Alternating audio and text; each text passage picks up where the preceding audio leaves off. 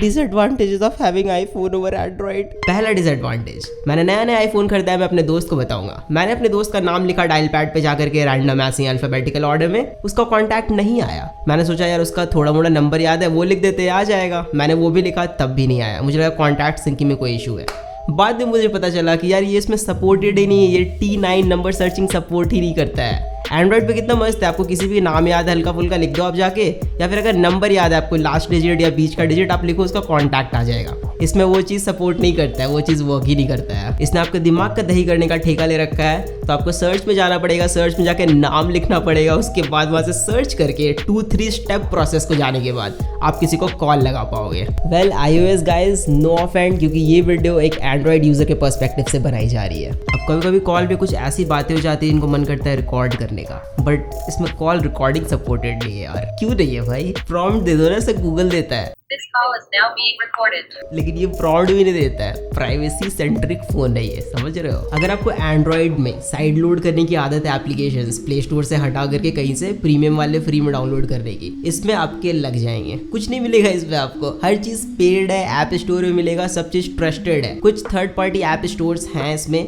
जो वेबसाइट्स है लिटरल, और उन वेबसाइट्स पे आपको कुछ एप्लीकेशंस के क्रैक्ड वर्जन या मॉडेड फाइल मिल जाते हैं, बट नहीं, आपको सारे जितने यूजफुल वाले हैं ना उनके नहीं मिलते हैं भाई। लिटरल बेड़ियां पहना दिए, लगता है जेल के अंदर डाल दिया है। कुछ बाउंड्रीज है, उन्हीं के अंदर जो करना है करो। यहीं पे हमारे सब्सक्राइबर का सवाल है कि टॉरेंट डाउनलोड हो सकता है इस पे? ना ना ना ना ना, इजी वे में नहीं डाउनलोड हो सकता है डाउनलोड, बट काफी कॉम्प्लिकेटेड वे में। अब जिंदगी को कैसे कॉम्प्लिकेटेड करना है वो iOS को आता है यहाँ पे। But subscribe button has no step process. मार दो यार फटाक से आप लोग भी। आप एंड्रॉइड यूज करते हो, काफी इजी और सरल होता है। आप बैक करोगे, कहीं पे भी होम में चले जाओगे या बैक करके पीछे आ जाओगे। एप्पल में ना जो जेस्चर्स चलते हैं ना, उनका सिस्टम ही अलग है। जहाँ पे आपको बैक बटन अगर मिल जाएगा ना, तो आपको उसी बैक बटन को टच करना है, चाहे वो कोना में रहे, चाहे ऊपर नीचे दाएं बाएं कहीं पे भी आप जेस्चर वहाँ पे नहीं चला सकते। दूसरी चीज़ कि आप सिर्फ लेफ्ट साइड से ही जेस्चर परफॉर्म कर सकते हो, बैक वाला राइट साइड से परफॉर्म नहीं कर सकते। चलो यहाँ तक समझ में आता है कि चलो राइट से नहीं कर सकते, एक पर्टिकुलर होना चाहिए,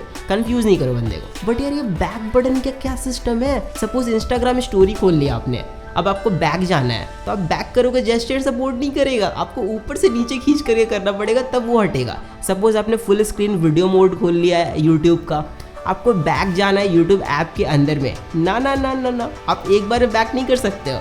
आपको जाकर के वहाँ रीसाइज वाले बटन पे टच करना पड़ेगा, एग्जिट फुल स्क्रीन मोड, तब आप बैक कर पाओगे। भाई ये कॉम्प्लिकेशंस क्यों डाले इतने सारे? क्या सोच के बना रहे हैं एप्पल वाले, मुझे समझ में नहीं आता। किसी भी ऐप में अगर आपने कीबोर्ड खोल लिया है तो आपको ना नानी याद आ जाएगी बैक करने में। आप बैक ही नहीं कर सकते, आपको स्वाइप करके नीचे करना पड़ेगा, तब कीबोर्ड अंदर जाएगा, उसके बाद आप बैक करके बाहर आ सकते। अदरवाइज आपने कीबोर्ड अगर ओपन कर लिया है तो फिर आप परेशान हो जाओ, बैक ही नहीं कर पाओगे कभी भी। अब व्हाट्सएप पे भी अगर आपको फोटो वोटो भेजना है किसी को, तो एक बार में आप सारे फोटो सेलेक्ट करके नहीं भेज सकते हो व्हाट्सएप एप्लीकेशन से। आपको फोटोज में जाना पड़ेगा, फोटोज में सारे फोटो को आप एक साथ सेलेक्ट करोगे और फिर सेंड करोगे। मल्टीपल आइटम्स को एक बार में आप सेलेक्ट नहीं कर सकते, ये सपोर्ट ही नहीं करता एप्लीकेशन के अंदर में। अब ये चीज सुन करके आप बोलोगे ना भाई एंड्रॉइड ही ठीक है। आप ना फोटोज को हाई क्वालिटी में अगर किसी को सेंड करना चाहते हो तो एज अ डॉक्यूमेंट में हम लोग जाके सेलेक्ट करके उसको भेज देते हैं। आईफोन में ना आप डॉक्यूमेंट में जाओगे तो सिर्फ डॉक्यूमेंट ही भेज सकते हो, एज अ डॉक्यूमेंट फोटो को नहीं भेज सकते हो। लग गए यहाँ पे। उसके लिए आपको एक कॉम्प्लिकेटेड सा सीन यहाँ पे मेंटेन करना पड़ता है। आपको फोटो को शेयर करना पड़ेगा फोल्डर में जाकर उसको सेव करना पड़ेगा, फिर उस फोल्डर को सेलेक्ट करना पड़ेगा, फिर वहां से आप भेजोगे। कितना कॉम्प्लिकेटेड है यार। अब अगर आप शिफ्ट मार रहे हो एंड्रॉइड से आईफोन पे, तो गूगल क्लाउड पे आपने सारा डेटा अपलोड करके रखा है, मस्त क्लाउड को आपने दे दिया डेटा,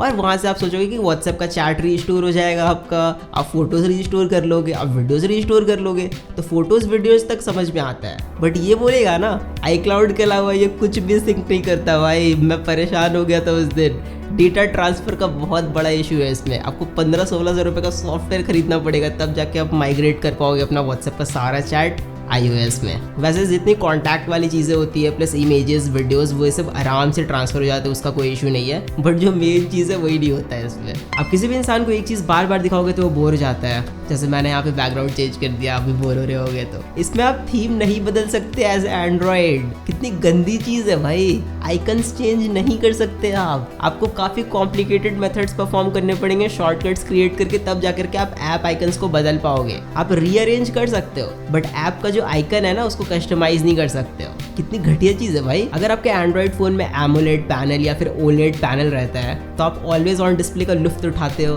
कितना मस्त लगता है देखने में। चार्जिंग में लगा दो आप, परसेंटेज दिख जाता है, टाइम दिख जाता है, कुछ भी आप लगा सकते हो वहाँ पे, मस्त चलता फिरता रहता है। ये चीज़ आप इसमें नहीं कर सकते। iOS सपोर्ट नहीं करता ऑलवेज ऑन डिस्प्ले को, एप्पल प्रोवाइड नहीं करता ये चीज़।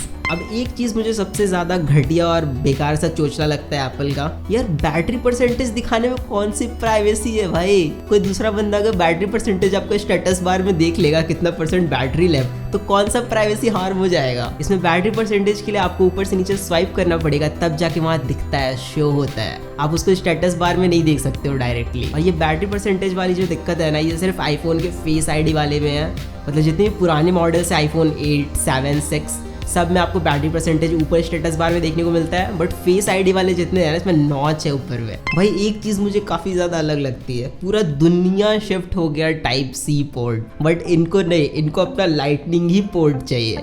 बहुत दिक्कत होती है यार, कहीं पे भी जाओ आपको चार्जिंग के लिए अपना पोर्ट अलग से कैरी करना पड़ता है। कोई आईफोन साला रखता भी नहीं है ज़्यादातर, सब जगह आपको एंड्रॉइड ही मिलेगा। अब एक और सबसे बड़ा डिसएडवांटेज है ओवर एन एंड्रॉइड कि आप इसमें डायरेक्ट फाइल शेयरिंग नहीं कर सकते पीसी के साथ। आप डेटा केबल लगा लो, आप एक्सेस कर लोगे सारे फाइल्स जितने भी हैं, बट आप इसमें फाइल कॉपी नहीं कर सकते बाहर से अंदर। और एक iTunes का मस्त ऐप आता है इनका, जिसको आप इंस्टॉल करोगे पीसी में और उसके बाद उससे आप सारी चीज़ों को एक्सेस कर सकते हो। बट देन ऑल्सो काफ़ी बैरियर्स हैं उसमें भी। अगर आपको डायरेक्ट वीडियो एक्सेस करना है तो उसके लिए आपको वीडियो को अलग से फोल्डर में कॉपी करके उस फोल्डर को कॉपी करना पड़ेगा आपके सिस्टम पे, तब वो आएगा। और जिस बंदे के पास iTunes नहीं है ना, वो कुछ एक्सेस भी ठीक से नहीं कर पाएगा आपके आईफोन में। अगर आपके पास मैक है तो चलो ठीक है, आपका काम बन जाएगा। मैक यूज़र के लिए काफ़ी कंफर्टेबल है, काफ़ी अच्छा iOS का सिस्टम बिल्ड हो जाता है, इकोसिस्टम इसको बोलते हैं आजकल। बट यार विंडोज़ यूज़र के लिए बहुत ज़्यादा वाहियात चीज़ है ये। आईफोन में एक चमत्कार हुआ है कुछ टाइम पहले से कि आपको डुअल सिम का सपोर्ट मिल गया आपसे देखने को, जो पहले नहीं मिलता था कभी भी। बट एक अभी भी प्रॉब्लम है, मेरे पास S21 अल्ट्रा है जो सैमसंग का एंड्रॉइड फ़ोन है, उसमें आप आराम से एक सिम इधर लगाओ, एक सिम पीछे लगाओ, दोनों को लगा के डाल दो अंदर, सपोर्ट कर जाएगा डुअल सिम। बट इसमें सिर्फ एक फिजिकल सिम सपोर्ट करेगा और दूसरा ई सिम सपोर्ट करेगा। यार ई सिम के लिए आपको जा करके रजिस्ट्रेशन कराओ, QR स्कैन करो, बाप रे काफ़ी लफड़ा है यार। कोई बंदा अगर फ्रीक्वेंटली स्विच करता है ना तो उसके लिए काफ़ी प्रॉब्लमैटिक हो जाएगा ये। डेफिनेटली एंड्रॉइड के कंपैरिजन में ये तो मैं पक्का बोलूँगा बहुत प्रॉब्लमैटिक है। और यार एडवांटेजेस भी कवर करेंगे, बट अभी के लिए डिसएडवांटेजेस। अब इस वीडियो को चेकआउट करो और जानो कि एक्चुअल में 4G फ़ोन में 5G कैसे वर्क करने लग जाएगा। और जाने के पहले मेरे चैनल को सब्सक्राइब कर लेना। तब तक के लिए पीस आउट।